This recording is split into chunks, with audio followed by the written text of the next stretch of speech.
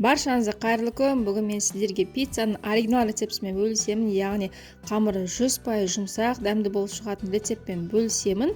Сондықтан видеоны сонымен тамашалаңыздар. Ең алдымен бізге жылы суымызға дәміне қарай тұзды, ашытқыны салып, осылай қолымызбен араластыра отырып, ұнымызды саламыз. Қамырымыздың басын біріктіргеннен кейін үстіне біз міндетті түрде зәйтүн майы құйырыз. Бұл ең басты шарт. Зәйтүн майы болу керек. Сұйық май алмастыруға болмайды.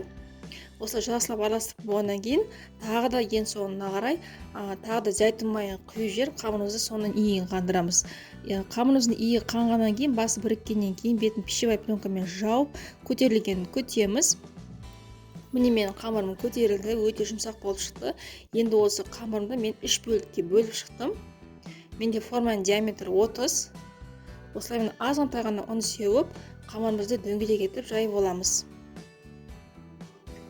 Қамыр өте жұмсақ қамыр. Осылай дөңгелетіп жайып болғаннан кейін формамызға саламыз. Қолымызды аздап майлап алып, осылай шеттерін шығарамыз.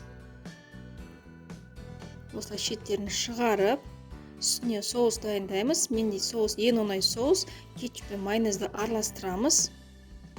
Осылай мұны бетіне құйғаннан кейін қасықпен жан-жағын барлығынан жайып шығамыз. Яғни жағып шығамыз барлығын. Міндетті түрде соус жаққаннан кейін үстіне ірімшігімізді, яғни сырымызды сеуіп шығуымыз керек. Осылай міне ірімшігімізді сеуіп шыққаннан кейін бетіне салмасынан қалауынша кез келген салманы қолдансаңыздар болады.